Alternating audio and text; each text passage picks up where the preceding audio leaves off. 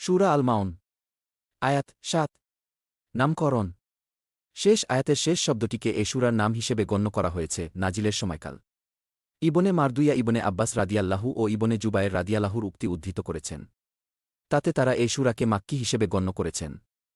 আতা ও জাবেরও এ একই উক্তি করেছেন। কিন্তু আবু হাইয়ান বাহরুল মুহিত গ্রন্থে ইবনে আব্বাস, কাতাদাহ ও জাহাকের এ উক্তি উদ্ধৃত করেছেন যে এটি মাদানী সূরা। আমাদের মতে এই সূরার মধ্যে এমন একটি অভ্যন্তরীণ সাক্ষ্য রয়েছে যা এর মাদানী হবার প্রমাণ পেশ করে। সেটি হচ্ছে এই সূরায় এমন সব নামাজীদেরকে ধ্বংসের বার্তা শোনানো হয়েছে যারা নিজেদের নামাজে গাফলতি করে এবং লোক দেখানো নামাজ পড়ে। এ ধরনের মুনাফিক মদিনায় পাওয়া যেত। কারণ ইসলাম ও ইসলামের অনুসারীরা সেখানে এমন পর্যায়ের শক্তি অর্জন করেছিল যার ফলে বহু লোককে পরিস্থিতির তাগিদে ঈমান আনতে হয়েছিল এবং তাদের বাধ্য হয়ে মসজিদে আসতে হতো। তারা নামাজের জামায়াতে শরিক হতেন এবং লোক দেখানো নামাজ পড়ত। এভাবে তারা মুসলমানদের মধ্যে গণ্য হতে চাইত। বিপরীতপক্ষে মক্কায় লোক দেখাবার জন্য নামাজ পড়ার মতো কোনো পরিবেশই ছিল না। সেখানে তো ঈমানদারদের জন্য জামায়াতের সাথে নামাজ পড়ার ব্যবস্থা করা দুরূহ ছিল। গোপনে লুকিয়ে লুকিয়ে নামাজ পড়তে হতো। কেউ প্রকাশ্যে নামাজ পড়লে ভয়ানক সাহসিকতার পরিচয় দিত। তার প্রাণনাশের সম্ভাবনা থাকত। সেখানে যে ধরনের মুনাফিক পাওয়া যেতে তারা লোক দেখানো ঈমান আনা বা লোক দেখানো নামাজ পড়ার দলভুক্ত ছিল না। বরং তারা রাসূলুল্লাহ সাল্লাল্লাহু আলাইহি ওয়াসাল্লামকে সত্য নবী হবার ব্যাপারটি জেনে নিয়েছিল এবং মেনে নিয়েছিল। কিন্তু তাদের কেউ কেউ নিজের শাসন ক্ষমতা, প্রভাব প্রতিপত্তি ও নেতৃত্ব বহাল রাখার জন্য ইসলাম গ্রহণ করতে পিছপাও হচ্ছিল। আবার কেউ কেউ নিজেদের চোখের সামনে মুসলমানদেরকে যেসব বিপদমুসিবতের মধ্যে ঘেরাও দেখছিল ইসলাম গ্রহণ করে নিজেরাও তার মধ্যে ঘেরাও হবার বিপদ কিনে নিতে প্রস্তুত ছিল না। সূরা আনকাবুতের ১০ ও ১১ আয়াতে মক্কি যুগের মুনাফিকদের এ অবস্থাটি বর্ণিত হয়েছে। আরও জানার জন্য দেখুন তাফহিমুল কুরআনের সূরা আনকাবুত এর ১৩ থেকে ১৬ নং টিকা। বিষয়বস্তু ও মূল বক্তব্য।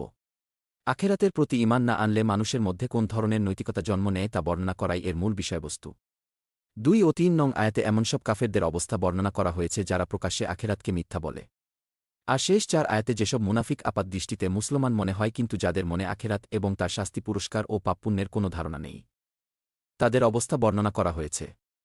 আখেরাতে বিশ্বাস ছাড়া মানুষের মধ্যে একটি মজবুত শক্তিশালী ও পবিত্র পরিচ্ছন্ন চরিত্র গড়ে তোলা কোনো ক্রমেই সম্ভবপর নয়। এই সত্যটি মানুষের হৃদয়পটে অঙ্কিত করে দেয়াই হচ্ছে সামগ্রিকভাবে উভয় ধরনের দলের কার্যধারা বর্ণনা করার মূল উদ্দেশ্য। বিসমিল্লাহির রহমানির রহিম। أرأيت الذي يكذب بالدين فذلك الذي يدع اليتيم ولا يحض على طعام المسكين فويل للمصلين الذين هم عن صلاتهم ساهون الذين هم يراءون ويمنعون الماعون। তুমি কি তাকে দেখেছ যে আখেরাতের পুরস্কার ও শাস্তিকে মিথ্যা বলছে? সেই তো এতিমকে ধাক্কা দেয় এবং মিসকিনকে খাবার দিতে উদ্বুদ্ধ করে না। তারপর সেই নামাজীদের জন্য ধ্বংস, যারা নিজেদের নামাজের ব্যাপারে গাফেলতি করে, যারা লোক দেখানো কাজ করে এবং মামুলি প্রয়োজনের জিনিসপাতি লোকদেরকে দিতে বিরত থাকে। প্রথম আয়াতে বলা হয়েছে তুমি কি তাকে দেখেছ? তুমি কি দেখেছ বাক্যে এখানে বাহ্যত সম্বোধন করা হয়েছে নবী সাল্লাল্লাহু আলাইহি ওয়াসাল্লামকে। কিন্তু কুরআনের বর্ণনাভঙ্গি অনুযায়ী দেখা যায় এসব ক্ষেত্রে সাধারণত প্রত্যেক জ্ঞানবুদ্ধি ও বিচার বিবেচনা সম্পন্ন লোকদেরকেই এ সম্বোধন করা হয়ে থাকে। আর দেখা মানে চোখ দিয়ে দেখাও হয়। কারণ সামনের দিকে লোকদের যে অবস্থা বর্ণনা করা হয়েছে তা প্রত্যেক প্রত্যক্ষকারী স্বচক্ষে দেখে নিতে পারে। আবার এর মানে জানা, বুঝা ও চিন্তাভাবনা করাও হতে পারে। আরবি ছাড়া অন্যান্য ভাষায়ও এ শব্দটি এ অর্থে ব্যবহৃত হয়। যেমন আমরা বলি, আচ্ছা ব্যাপারটা আমাকে দেখতে হবে, অর্থাৎ আমাকে জানতে হবে। অথবা আমরা বলি এ দিকটাও তো একবার দেখো, এর অর্থ হয় এ দিকটা সম্পর্কে একটু চিন্তা করো। কাজেই আরওয়াইতা শব্দটিকে দ্বিতীয় অর্থে ব্যবহার করলে আয়াতের অর্থ হবে তুমি কি জানো সে কেমন লোক যে শাস্তি ও পুরস্কারকে মিথ্যা বলে? অথবা তুমি কি ভেবে দেখেছ সেই ব্যক্তির অবস্থা যে কর্মফলকে মিথ্যা বলে? তারপর বলা হয়েছে যে আখেরাতের পুরস্কার ও শাস্তিকে মিথ্যা বলেছে।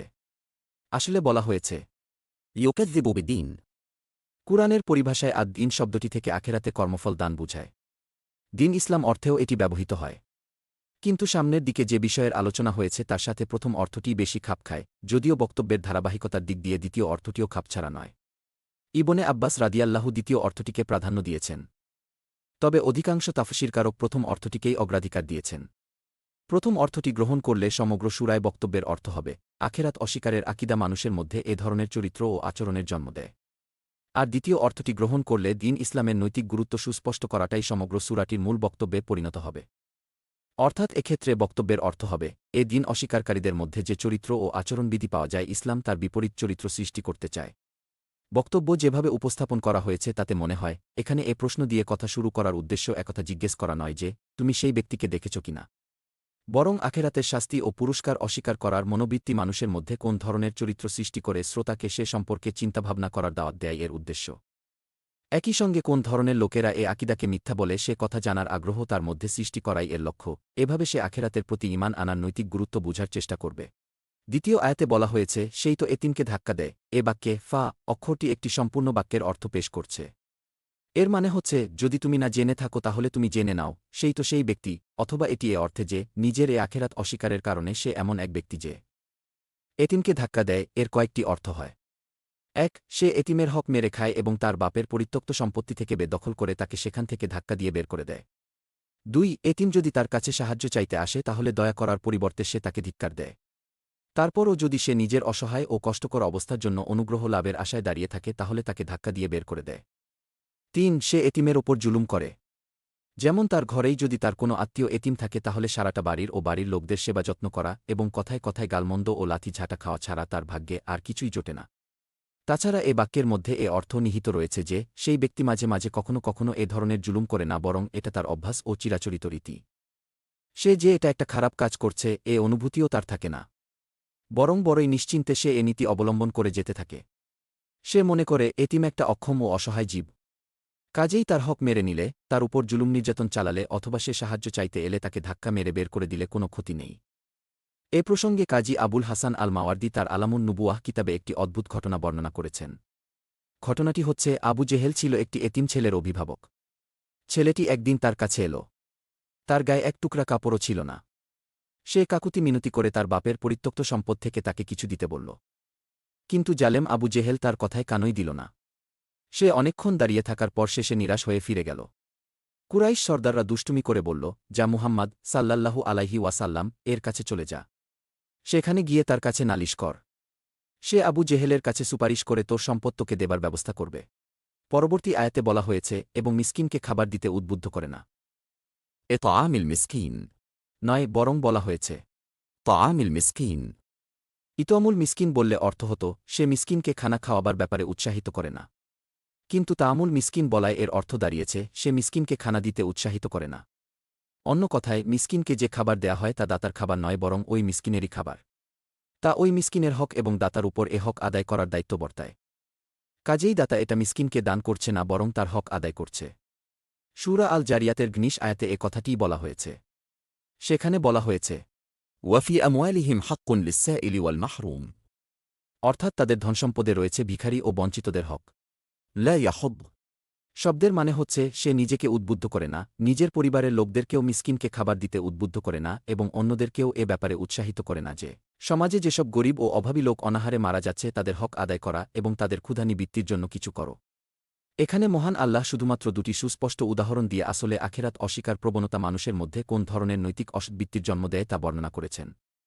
আখেরাত না মানলে এতিমকে ধাক্কা দিয়ে বের করে দেয়া এবং মিসকিনকে খাবার দিতে উদ্বুদ্ধ না করার মতো দুটি দোষ মানুষের মধ্যে সৃষ্টি হয়ে যায় বলে শুধুমাত্র এ দুটি ব্যাপারে মানুষকে পাকড়াও ও সমালোচনা করাই এর আসল উদ্দেশ্য নয়, বরং এই গোমরাহির ফলে যে অসংখ্য দোষ ও ত্রুটির জন্ম হয় তার মধ্য থেকে নমুনাস্বরূপ এমন দুটি দোষের কথা উল্লেখ করা হয়েছে প্রত্যেক সুস্থ বিবেক ও সৎ বিচারবুদ্ধি সম্পন্ন ব্যক্তি যেগুলোকে নিকৃষ্টতম দোষ বলে মেনে নেবে। একই সঙ্গে এ কথাও হৃদয়পটে অঙ্কিত করে দেয় উদ্দেশ্য যে, এ ব্যক্তিটি যদি আল্লাহর সামনে নিজের উপস্থিতি ও নিজের কৃতকর্মের জবাবদিহির স্বীকৃতি দিত, তাহলে এতিমের হক মেরে নেবার, তার উপর জুলুম নির্যাতন করার, তাকে ধিক্কার দেবার এবং মিসকিনকে নিজে খাবার না দেবার ও অন্যকে দিতে উদ্বুদ্ধ না করার মতো নিকৃষ্টতম কাজ সে করত না। আখেরাতে বিশ্বাসীদের গুণাবলী সূরা আছর ও সূরা বালাদে বর্ণনা করা হয়েছে। সেখানে বলা হয়েছে, আল্লাহর সৃষ্টির প্রতি করুণা করার জন্য তারা পরস্পরকে উপদেশ দেয় এবং তারা পরস্পরকে সত্যপ্রীতি ও অধিকার আদায়ের উপদেশ দেয়। তারপর বলা হয়েছে, ফাওয়াইলুন লিল মুসাল্লিন, অর্থাৎ সেই নামাজীদের জন্য ধ্বংস। এখানে ফা হরফটি ব্যবহার করার তাৎপর্য হচ্ছে এই যে, প্রকাশ্যে যারা আখেরাত অস্বীকার করে তাদের অবস্থা তুমি এখনই শুনলে, এখন যারা নামাজ পড়ে অর্থাৎ মুসলমানদের সাথে শামিল মুনাফিকদের অবস্থাটা একবার দেখো। তারা যেহেতু বাহ্যত মুসলমান হওয়া সত্ত্বেও আখেরাতকে মিথ্যা মনে করে, তাই দেখো তারা নিজেদের জন্য কেমন ধ্বংসের সরঞ্জাম তৈরি করছে। মুসাল্লিন মানে নামাজ পাঠকারীগণ। কিন্তু যে আলোচনা প্রসঙ্গে শব্দটি ব্যবহৃত হয়েছে এবং সামনের দিকে তাদের যে গুণাবলী বর্ণিত হয়েছে সেগুলোর প্রেক্ষিতে এ শব্দটির মানে আসলে নামাজি নয় বরং নামাজ আদায়কারী দল অর্থাৎ মুসলমানদের দলের অন্তর্ভুক্ত হওয়া। তারপর বলা হয়েছে যারা নিজেদের নামাজের ব্যাপারে গাফেলতি করে ফি সলাতিহিম সাহুন নয়, বরং বলা হয়েছে আন সলাতিহিম সাহুন। যদি বলা হতো ফি সালাতিহিম তাহলে এর মানে হতো নিজের নামাজে ভুলে যায়। কিন্তু নামাজ পড়তে পড়তে ভুলে যাওয়া ইসলামী শরিয়াতে নিফাক তো দূরের কথা গোনাহের পর্যায়েও পড়ে না, বরং এটা আদতে কোনো দোষ বা পাকড়াও যোগ্য কোনো অপরাধও নয়। নবী সাল্লাল্লাহু আলাইহি ওয়াসাল্লামের নিজের নামাজের মধ্যেও কখনো ভুল হয়েছে। তিনি এই ভুল সংশোধনের জন্য পদ্ধতি নির্ধারণ করেছেন। এর বিপরীতে আন সালাতিহিম মানে হচ্ছে তারা নিজেদের নামাজ থেকে গাফেল। নামাজ পড়া ও না পড়া উভয়টিরই তাদের দৃষ্টিতে কোনো গুরুত্ব নেই। কখনো তারা নামাজ পড়ে আবার কখনো পড়ে না। যখন পড়ে নামাজের আসল সময় থেকে পিছিয়ে যায় এবং সময় যখন একেবারে শেষ হয়ে আসে তখন উঠে গিয়ে 4টি ঠোকর দিয়ে আসে। অথবা নামাজের জন্য ওঠে ঠিকই কিন্তু একবারে যেন উঠতে মন চায় না এমনভাবে ওঠে এবং নামাজ পড়ে নেয় কিন্তু মনের দিক থেকে কোনো সাড়া পায় না, যেন কোনো আপদ তাদের উপর চাপিয়ে দেয়া হয়েছে।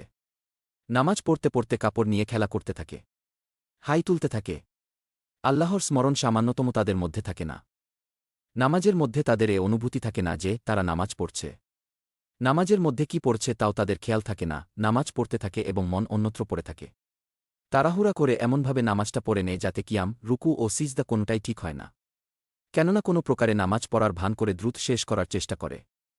আবার এমন অনেক লোক আছে যারা কোনো জায়গায় আটকা পড়ে যাবার কারণে বেকায়দায় পড়ে নামাজটা পড়ে নেয় কিন্তু আসলে তাদের জীবনে এই ইবাদতটার কোনো মর্যাদা নেই। নামাজের সময় এসে গেলে এটা যে নামাজের সময় এ অনুভূতিটাও তাদের থাকে না। মুয়াজ্জিনের আওয়াজ কানে এলে তিনি কিসের আহ্বান জানাচ্ছেন, কাকে এবং কেন জানাচ্ছেন এ কথাটা একবারও তারা চিন্তা করে না। এটাই আখেরাতের প্রতি নামান না রাখার আলামত।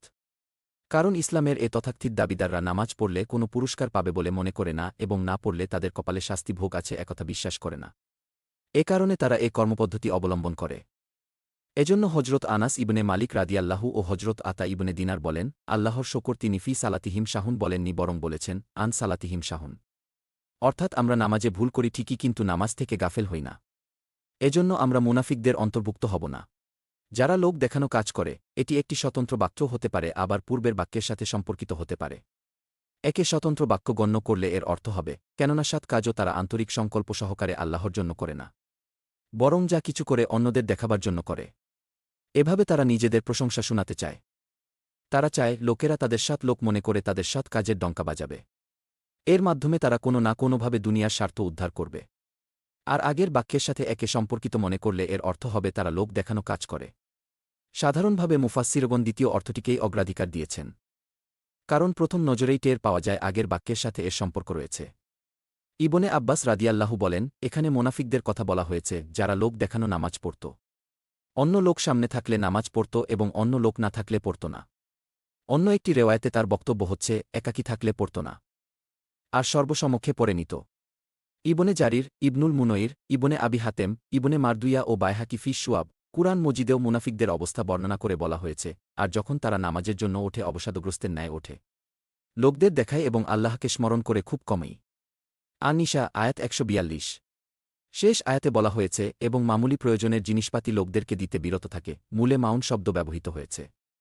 হজরত আলী, ইবনে উমর, সাইদ ইবনে জুবাইর, কাতাদাহ, হাসান বসরি, মুহাম্মদ ইবন হানাফিয়া, জাহাক, ইবনে জায়েদ, ইকরামা, মুজাহিদ আতা ও জুহরি রাহেমাহুমুল্লাহ বলেন, এখানে এই শব্দটি থেকে জাকাত বুঝানো হয়েছে।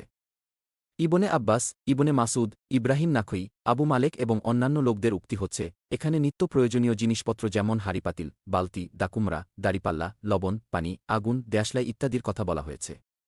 কারণ লোকেরা সাধারণত এগুলো দৈনন্দিন কাজের জন্য পরস্পরের কাছ থেকে চেয়ে নেয়। সাইদ ইবনে জুবাইর ও মুজাহিদের একটি উক্তিও এর সমর্থনে পাওয়া যায়। হজরত আলী রাদিয়াল্লাহুর এক উক্তিতেও বলা হয়েছে, এর অর্থ জাকাত হয় আবার ছোট ছোট নিত্য প্রয়োজনীয় জিনিসপত্রও হয়। ইবনে আবি হাতেম ইকরামা থেকে উদ্ধৃত করে বলেন, মাউনের সর্বোচ্চ পর্যায় হচ্ছে জাকাত এবং সর্বনিম্ন পর্যায় হচ্ছে কাউকে চালুনি, বালতি বা দেয়াশলাই ধার দেয়া।